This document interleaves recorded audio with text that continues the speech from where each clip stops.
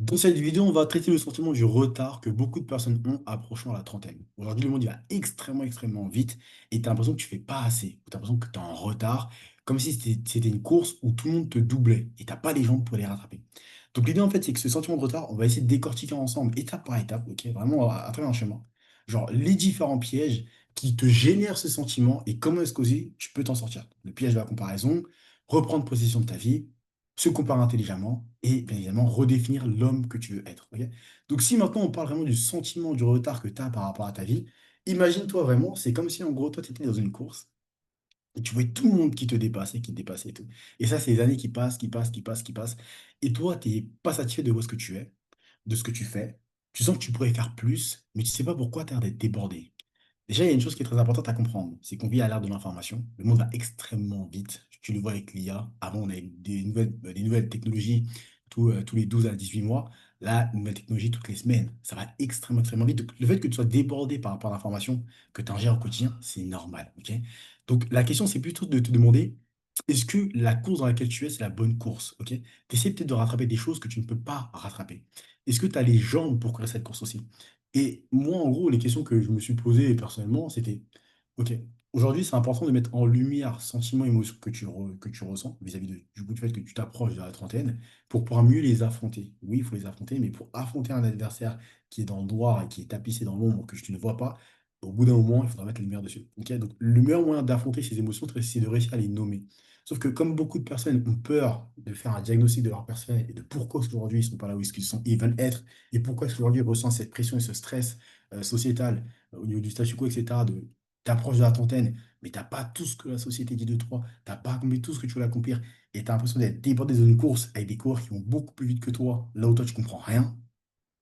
Il faut vraiment, vraiment que tu mettes de la clarté sur ce que tu veux, sur qui tu es et sur où est-ce que tu vas aller.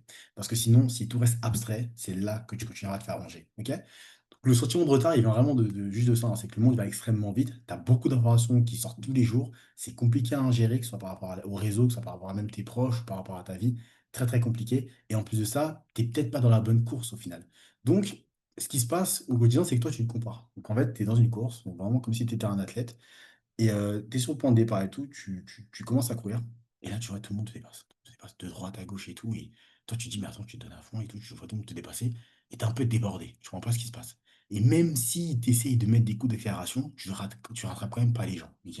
Et ça, c'est l'image du monde qui avance. Donc, tu as l'impression d'être en retard vis-à-vis d'un monde dans lequel tu es maintenant. La génération Z, tu la comprends plus. C'est la Y, bon, bref, les nouveaux arrivants, tu les comprends plus. Les réseaux, pour toi, c'est n'importe quoi. L'IA, tu vois pas quel est le sens de où est-ce qu'il va et tout, pourquoi on met ça aujourd'hui face à l'humain, parce que voilà, il y a des dérives qui sont quand même extrêmes. Le monde dans lequel tu vis, tu as l'impression que genre le progrès, c'est plutôt de la régression. Donc t'es un peu débordé. Et toi, tu es au milieu de tout ça et tout, et tu sens que ta vie, tu l'aimes pas, tu l'apprécies pas. T'es pas à l'aise avec ce que tu vis, avec ce que tu es, mais t'as pas réussi à encore mettre de mots. Ok.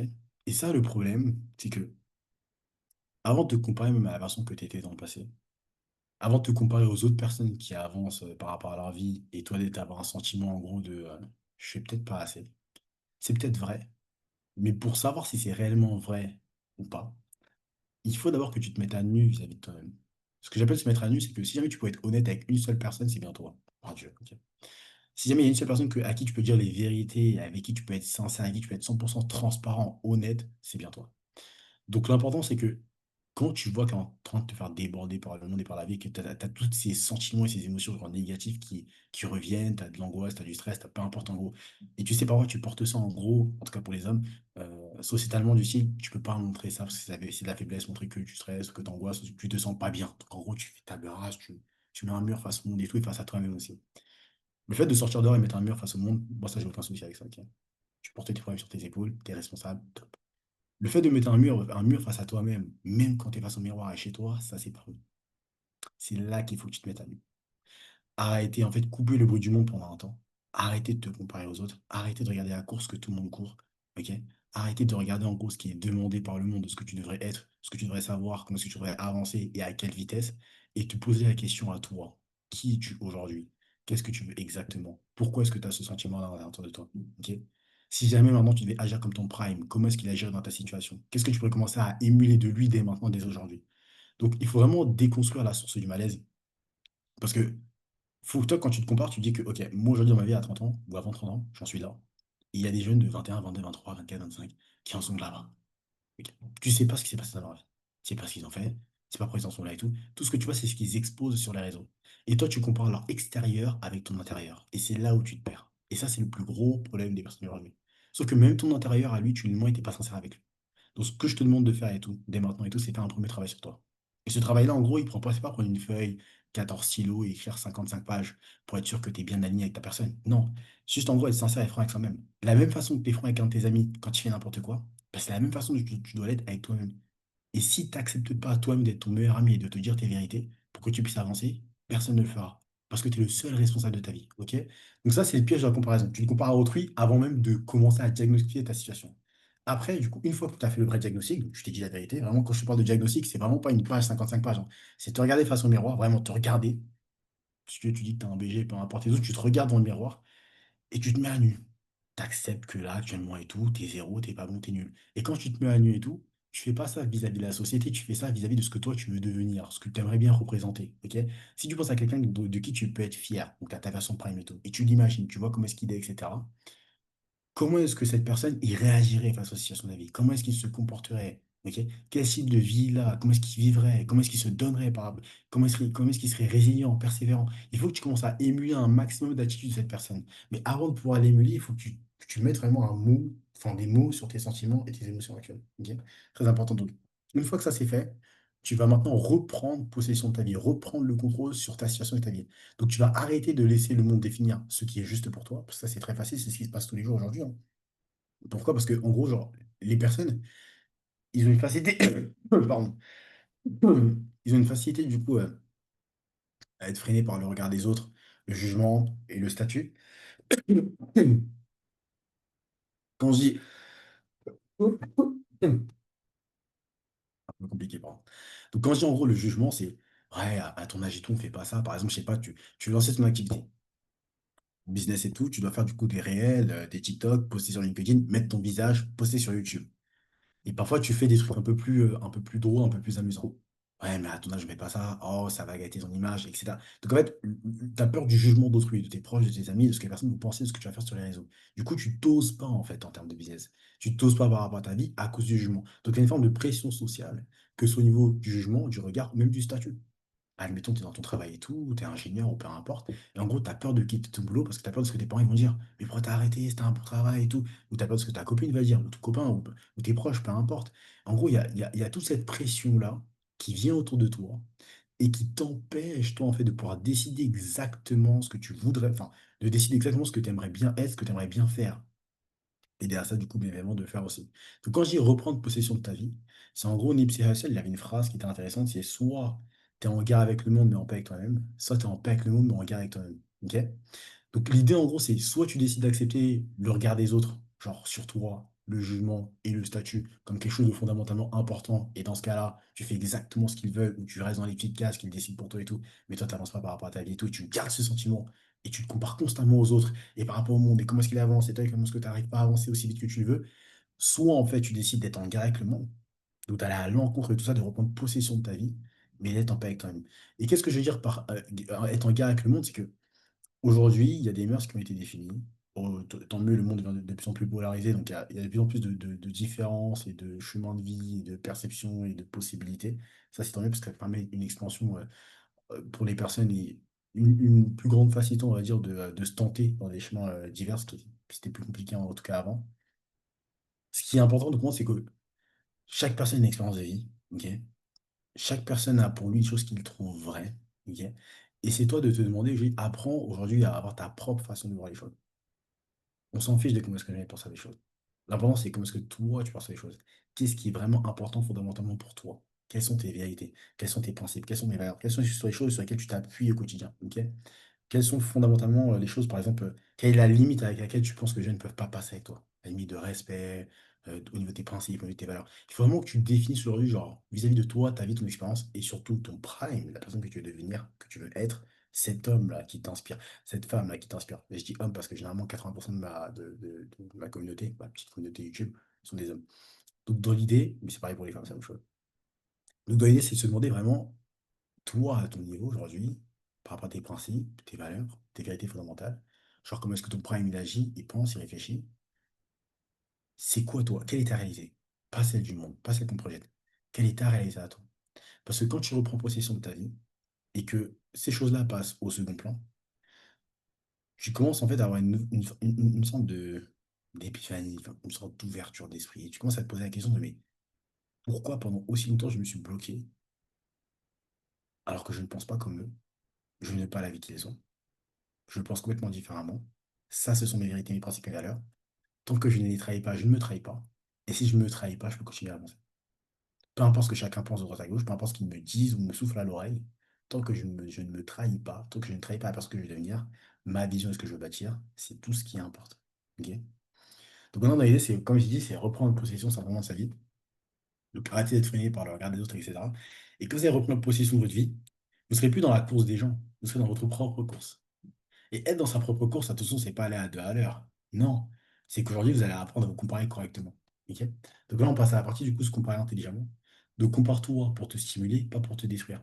À partir du moment où tu sais, genre, qui est-ce que tu veux être, quel est ton prime, quels sont tes principes, quelles sont tes valeurs, fondamentalement, tu sais quelles sont tes vérités aussi. Tu es en paix avec toi-même et en guerre avec le monde, parce que du coup, le monde essaie de te projeter constamment ce que tu devrais être, mais tu le refuses.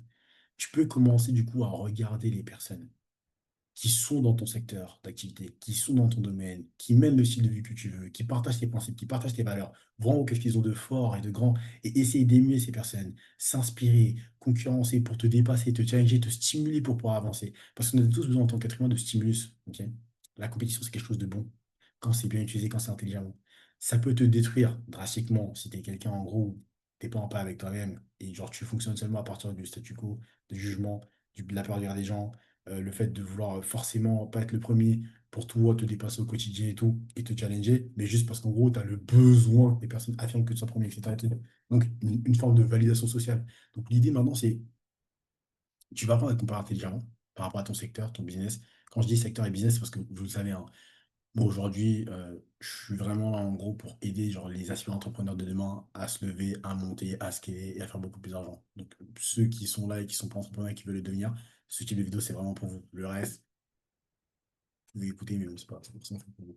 Donc, dans l'idée maintenant, c'est il faut vraiment savoir et apprendre à te comparer par rapport à tes objectifs. Et aussi, il faut apprendre à comprendre ta position. Parce que parfois, tu te compares avec des personnes. Il ne faut jamais oublier que ces personnes-là, tu n'es pas dans leur quotidien. Ok. Tu n'es pas dans la chambre avec eux le soir quand ils dorment.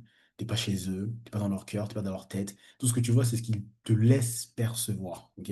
Ce qu'ils te laissent percevoir sur les réseaux et ce qu'ils te laissent percevoir même quand tu es avec eux. Parce que la plupart d'entre vous, je pense que vous le savez, quand vous êtes même avec des amis, des proches ou peu importe et tout, vous n'êtes pas 100% vous-même quand vous êtes à la maison. Ok. Il y a des personnes avec qui vous êtes 100% vous-même, d'autres non. Donc, sachez une chose, c'est que si avec vos amis, parfois, vous n'êtes pas 100% vous-même, ou avec des connaissances, vous n'êtes pas 100% vous-même, les personnes avec qui vous êtes en concurrence, vous ne les connaissez pas réellement non plus. Donc, n'allez pas commencer à nourrir de mauvais sentiments à l'intérieur de vous, et de la jalousie ou de l'ego, sur des personnes que vous ne connaissez pas réellement. Prenez juste les bonnes choses sur lesquelles vous avez besoin, du coup, genre, de vous comparer pour vous stimuler, vous pousser à grandir. Connaissez vos propres forces parce que vous avez accepté de vous mettre à nu et vous êtes votre propre meilleur ami, vous êtes votre meilleur allié et vous acceptez là où vous avez des lacunes pour pouvoir y travailler et avancer en observant les meilleurs dans ce domaine-là. S'il y a quelqu'un qui est extrêmement fort en termes de diction et d'articulation, moi je sais que je suis nul là-dedans. Peut-être que pour lui c'est inné, peut-être que pour moi c'est pas inné. Je vais pas commencer à être en mode, oh mais pour lui c'est inné, on s'en fiche. Même si c'est inné, je vais voir comment est-ce qu'il ouvre la bouche, comment est-ce qu'il articule, les temps de pause qu'il met, comment est-ce qu'il parle, son non-verbal, etc., etc., sa psychologie autour, sa mentalité, sa psychologie, pour pouvoir émuler tout ça, m'inspirer et me comparer positivement pour être sûr de pouvoir avancer correctement en termes de diction. Et je sais que moi, aujourd'hui, en termes d'éducation, je suis plus nul que lui. Et c'est pas grave. Mon but, c'est de grind, donc travailler assez dur pour arriver à un niveau où je serai comparable ou supérieur à lui. Et même si, en gros, moi, je mets dans ma tête le fait de le dépasser en termes d'éducation, il ne me connaît même pas le mec, c'est pas grave. Parce que le challenge, je le fais pas pour lui, je le fais pour moi. Même la victoire qui est pour moi à la fin de penser que je parle mieux que lui, c'est pas pour lui, je le connais pas, je vais pas aller voir, lui, c'est rien, ouais, je parle mieux que toi maintenant, on s'en fiche. Mais moi, aujourd'hui et tout, j'aurais atteint ce que je voulais et tout. Et c'est une victoire interne. Ça a tout à voir avec un challenge que je m'étais donné, parce que c'est par rapport à ma perception du monde, ma vision, mes principes, mes valeurs, ce qui est important pour moi et mon prime. Donc apprenez vraiment du coup à vous comparer positivement, apprenez à reconnaître vos forces et vos faiblesses, apprenez à comprendre que vous avez besoin de marge de progression. Donc lorsque vous commencez à vous comparer à certaines personnes intelligemment et positivement pour pouvoir vous dépasser et avancer correctement, ok. Donc ce que je veux vraiment pas retirer, c'est l'esprit compétitif, cette hargne. cette force de travail, cette envie de se dépasser, de se challenger, d'avoir cet aspect un peu concurrence envers quelqu'un et tout pour pouvoir constamment essayer de s'aiguiser, s'aiguiser. Ça, je vais pas le retirer. Je vais pas être dans l'idée de compétition positive. Tu passes devant, t'inquiète pas, c'est pas grave si je suis deuxième. Non, vous voulez être premier. Vous voulez être premier, vous voulez gagner. Mais en gros, c'est la raison pour laquelle, c'est la finalité, c'est l'intention qui est derrière qui est réellement important. Ok. Encore une fois, quand j'étais plus jeune et qu'on jouait des matchs de foot, qui avaient des derbies, avant le match, avant le match de derby et tout, c'était sérieux. L'adversaire en face, il faut qu'on l'écrase. Il faut qu'on finisse premier du championnat. Mais ça veut pas dire que les mecs, on veut les tuer. Ok. On a un objectif, on a une envie, on a une vision par rapport à ça. Et eux, c'est pareil par rapport à nous. Et c'est ce qui aiguise les deux équipes et qui donne un match à intensité. Où toute la foule vient voir le match et tout. Et tout le monde est hyper excité par rapport au match. Et les gens, ils crient, ils sont contents. Parce qu'ils ont deux équipes qui sont en train de se tuer pour la première place. Mais encore une fois, à la fin du match, sportivement parlant, tout le monde se fait un câlin, tout le monde se serre la main et tout. Beau match, vous avez super bien joué.